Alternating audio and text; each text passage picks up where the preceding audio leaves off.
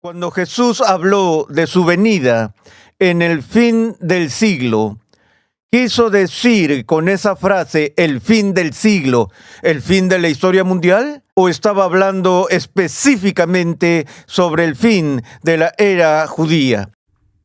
Hoy, en Renovando tu Mente, el fin del siglo.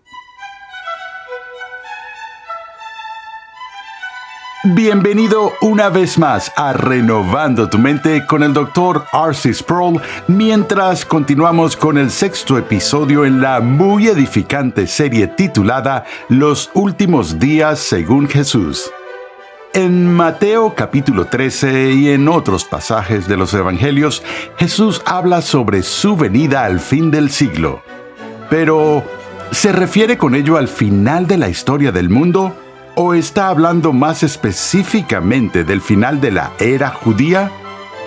Vayamos una vez más al aula de clases a escuchar al Dr. R.C. Sproul mientras explica que estos pasajes no describen el juicio final de Jesús, sino algo totalmente distinto. Continuando con nuestro estudio de la crisis en la escatología, el punto que quiero ver en esta sesión es el siguiente. Cuando Jesús habló de su venida en el fin del siglo, ¿quiso decir con esa frase el fin del siglo, el fin de la historia mundial? ¿O estaba hablando específicamente sobre el fin de la era judía? Ese es uno de los puntos críticos que están en disputa aquí con respecto a las referencias temporales de la escatología del Nuevo Testamento. Me gustaría leer una porción del texto de Mateo para ustedes de la Reina Valera, la revisión de 1960, donde leemos en el capítulo 13, versículo 38, la interpretación de Jesús de la parábola de la cizaña. Él dice, y cito, «El campo es el mundo, la buena semilla son los hijos del reino, y la cizaña son los hijos del malo. El enemigo que la sembró es el diablo. La siega es el fin del siglo, y los segadores son los ángeles. De manera que como se arranca la cizaña y se quema en el fuego, así será en el fin de este siglo». Ahora, la razón por la que leí de la Reina Valera del 60 es que se lee un poco diferente a otras traducciones en español. Ahora, si me sigues por un momento, leeré de la Nueva Biblia de las Américas. En el versículo 38 leemos, «Y el campo es el mundo». Así es exactamente como lo traduce la Reina Valera 60. «La buena semilla son los hijos del reino, y la cizaña son los hijos del maligno. El enemigo que la sembró es el diablo, la siega es el fin del mundo, y los segadores son los ángeles». Versículo 40. «Por tanto, así como la cizaña se recoge y se quema en el fuego, de la misma manera será en el fin del mundo». Nota que en los versículos 38, 39 y 40, 3 veces la Nueva Biblia de las Américas tradujo las palabras de Jesús usando la palabra en español mundo. En la Reina Valera 60, mundo se usa en el versículo 38, pero en los versículos 39 y 40, la palabra siglo es usada en lugar de mundo. Ahora, ¿por qué es eso? ¿Por qué la diferencia? Bueno, la sencilla razón de la diferencia es que hay 2 palabras griegas diferentes en el texto del Nuevo Testamento que están siendo traducidas aquí. En el versículo 38, la palabra griega es la palabra cosmos, que es la palabra común que se usa para describir el mundo. Hablamos de eventos cósmicos y demás. Esa es la palabra griega cosmos. Luego, en los versículos 39 y 40, tenemos la palabra griega aion, que significa siglo o época, en vez de mundo.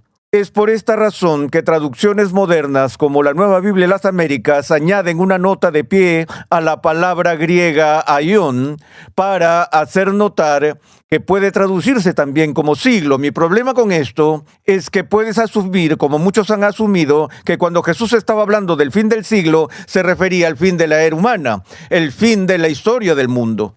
Y entiendo por qué se pudiera usar mundo para traducir este texto, pero francamente creo que no debieron haber hecho eso debido a la diferencia de las palabras griegas y la confusión que el uso de mundo pudiera causar al interpretar el texto en conjunto.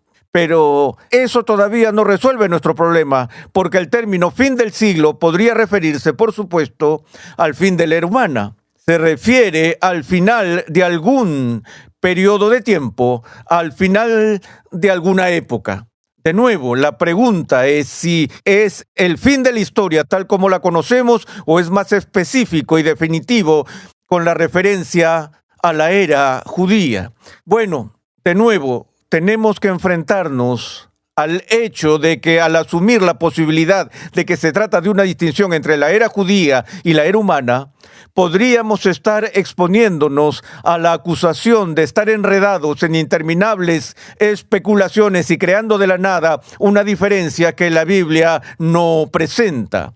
Ahora, para que eso no suceda, creo que sería importante que encontráramos en las Escrituras alguna referencia al uso de este término siglo que sea más específico y más distintivo que el concepto general de la era de los seres humanos o de la historia del mundo.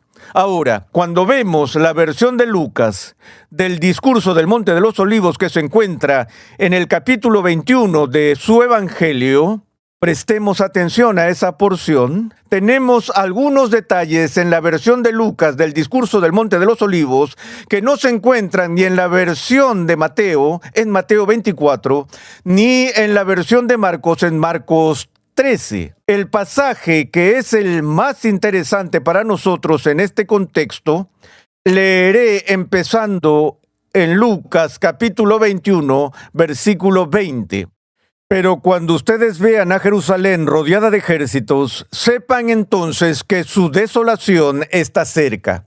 Entonces los que estén en Judea huyan a los montes, y los que están en medio de la ciudad aléjense, y los que estén en los campos no entren en ella. Recuerda que mencioné al principio de esta serie que este era un consejo opuesto a lo que universalmente se considera como un plan de supervivencia aceptado en el caso de un ataque o sitio militar. La gente iría inmediatamente a la mejor ciudad fortificada por su seguridad, y una de las razones por las que Josefo nos dice que 1.1 millones de personas murieron en la destrucción de Jerusalén es porque después de que los ejércitos de Roma invadieron y cruzaron las fronteras de Palestina, la voz corrió a través de las aldeas y la gente del pueblo de todas partes huyó a Jerusalén por seguridad.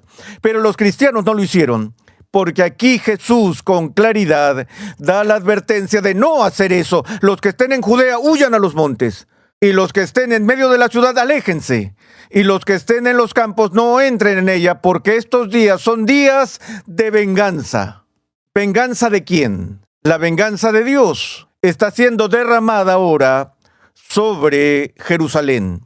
Estos son días de venganza para que se cumplan todas las cosas que están escritas. Ay de las que estén encinta y de las que estén criando en aquellos días, porque habrá una gran calamidad sobre la tierra e ira para este pueblo. Caerán a filo de espada y serán llevados cautivos a todas las naciones. Una vez más, esta es una de las predicciones futuras más notables que encontramos en cualquier literatura existente, de cualquier tipo, de cualquier lugar, de cualquier época. Una persona me dijo que le diera un argumento para corroborar la verdad del cristianismo y la respuesta fue los judíos.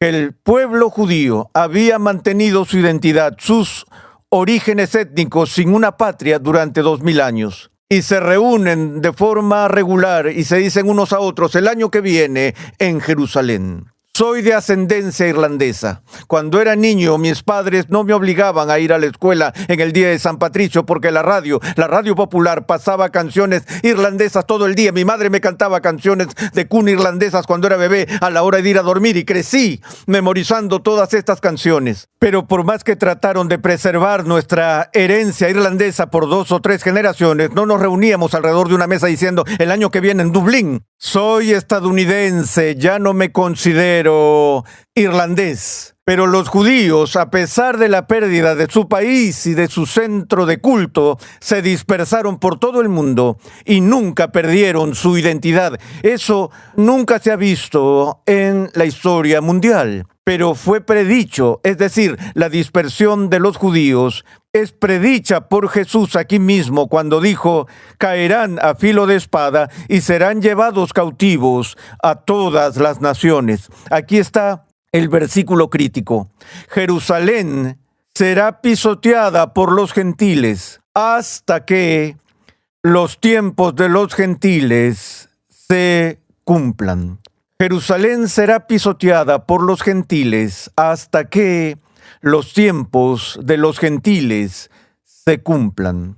Aquí Jesús no habla de la era judía o de la era gentil. Él no usa ese lenguaje, sino que él menciona esta extraña frase: los tiempos de los gentiles. Ahora, una deducción simple y elemental: ¿qué tiempos de los gentiles se podrían distinguir de qué otros tiempos? Obviamente los gentiles aquí es una palabra, el término gentiles es una palabra que se usa hoy para diferenciar a los gentiles de los judíos. Si hay tiempos de los gentiles, probablemente ¿qué hay antes? Tiempos de los judíos. Entonces tenemos un periodo específico de tiempo en la historia que se llama los tiempos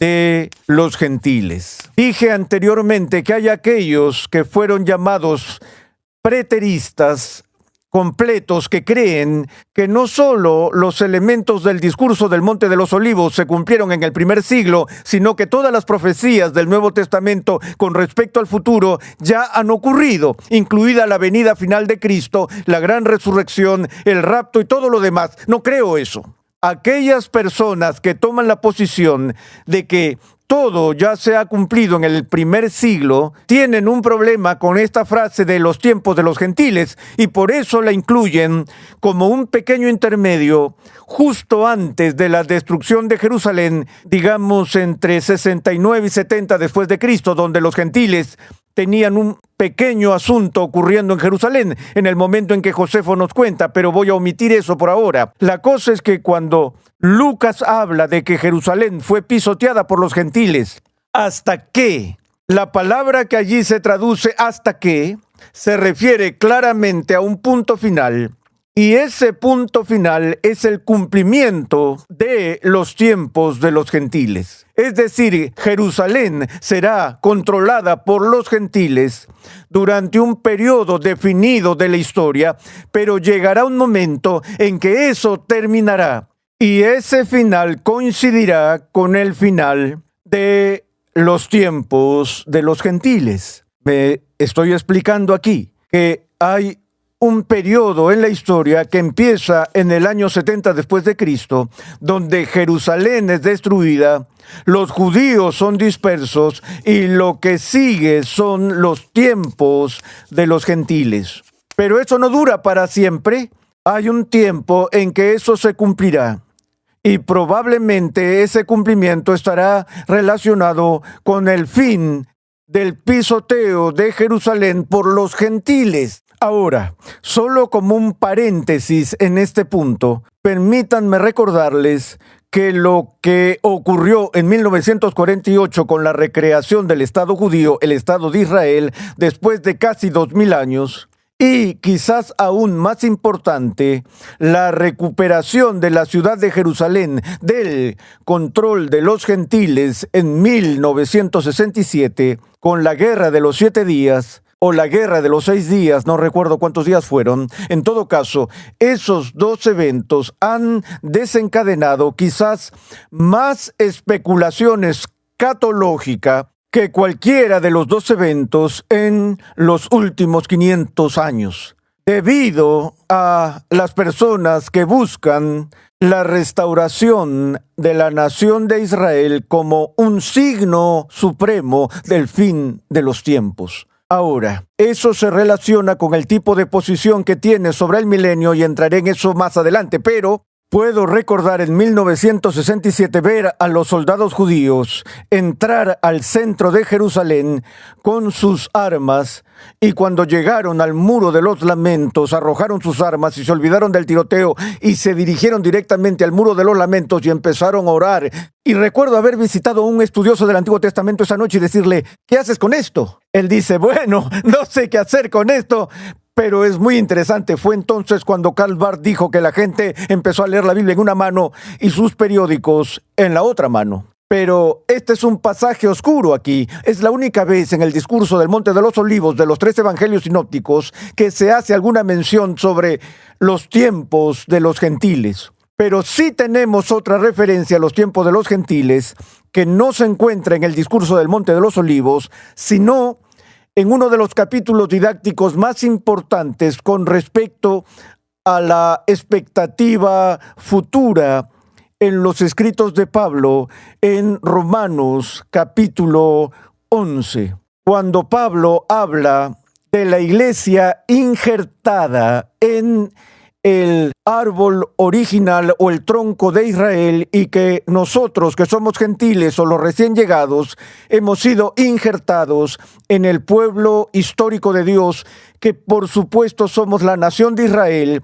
Y Pablo dice en el versículo 25 de Romanos 11, porque no quiero, hermanos, que ignoren este misterio, para que no sean sabios en su propia opinión, que a Israel le ha acontecido un endurecimiento parcial hasta que haya entrado la plenitud de los gentiles. De nuevo, hay mucha controversia en la interpretación de Romanos 11. Algunos creen que cuando Pablo habla de Israel, no está describiendo al Israel étnico, no está hablando del pueblo judío, está hablando del nuevo Israel, la iglesia cristiana. Ahora, no soy de la opinión de que Dios tiene 2 puntos de vista y 2 planes de redención, uno para Israel y otro para la iglesia. No creo eso ni por un segundo. Y sí creo que la iglesia en el Nuevo Testamento es el cumplimiento del pueblo del pacto de Dios, conocido como Israel en el Antiguo Testamento. Entonces no divido esos dos. Sin embargo, eso no significa que todas las distinciones étnicas sean eliminadas.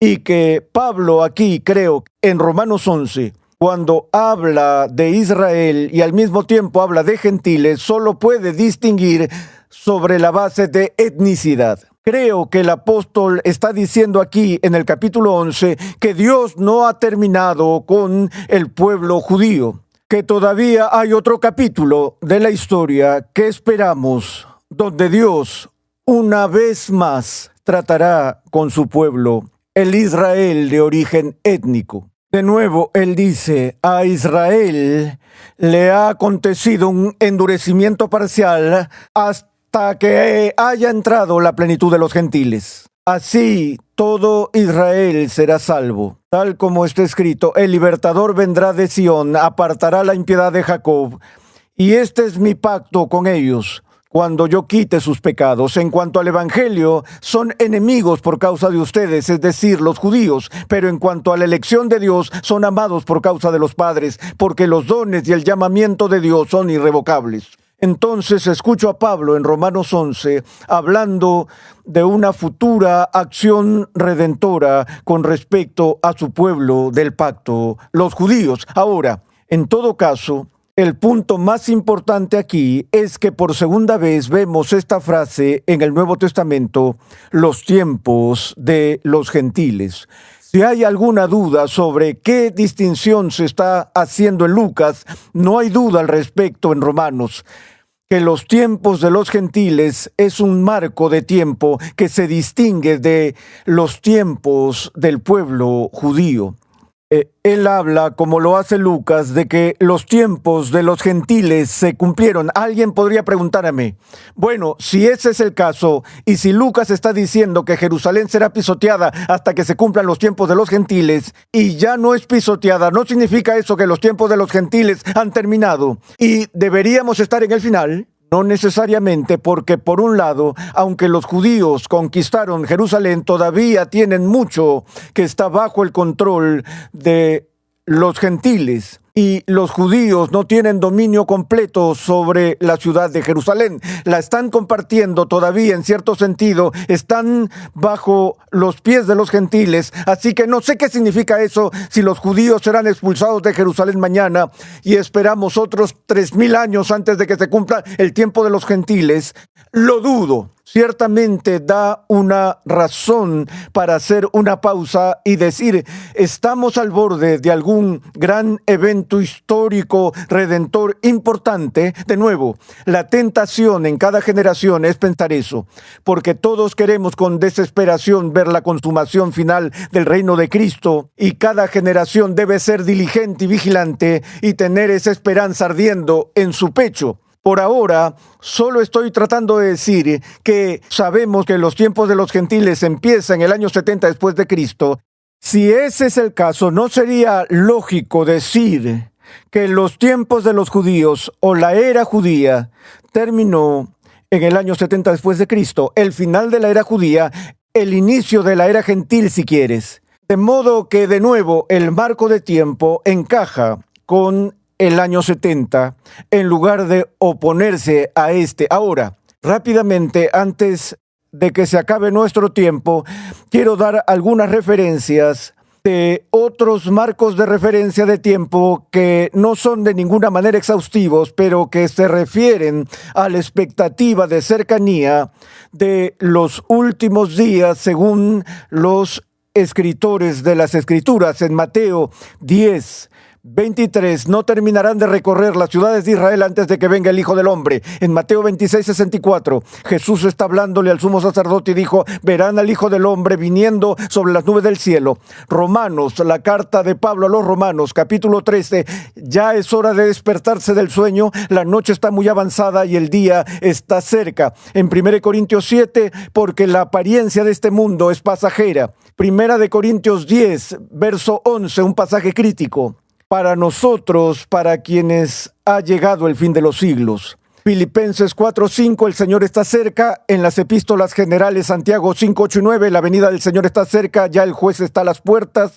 Primera de Pedro 4:7, el fin de todas las cosas se acerca. Primera de Juan 2:18, es la última hora, sabemos que es la última hora. En el libro de Apocalipsis, que veremos por separado, capítulo 1, verso 1, la revelación de Jesucristo con respecto a las cosas que deben suceder pronto. 1:3, el tiempo está cerca. 3:11, vengo pronto. Capítulo 22, versos 6 y 7. Dios envió a su ángel para mostrar a sus siervos las cosas que han de suceder enseguida, por tanto yo vengo pronto. Y así tenemos una lista de referencia tras referencia tras referencia en el Nuevo Testamento que apunta a la situación crítica en la que estaba el mundo en el primer siglo con respecto al día del Señor, que era el día de la venganza, de la visitación de la ira de Dios, que estaba ligada a algún tipo de venida de Jesús. Ahora, lo que voy a sugerirles es que esa venida que se describe en estos pasajes no es la venida final de Jesús,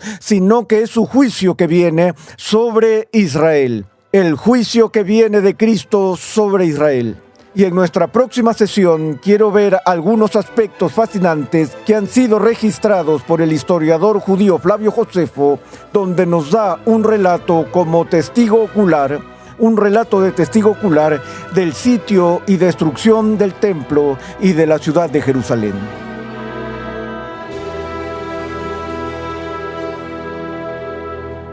Estás escuchando Renovando tu Mente, una iniciativa de alcance de Ministerios Ligonier, la confraternidad de enseñanza fundada por el Dr. R.C. Sproul en 1971. Nuestra misión es proclamar, enseñar y defender la santidad de Dios en toda su plenitud a tantas personas como sea posible. Recuerda que Conexión Ligonier permite a cristianos en crecimiento estudiar en línea gracias a una amplia biblioteca de cursos interactivos en video impartidos por el fundador de Ministerios Ligonier, el Dr. R.C. Sproul, y otros destacados pastores, teólogos y expositores cristianos.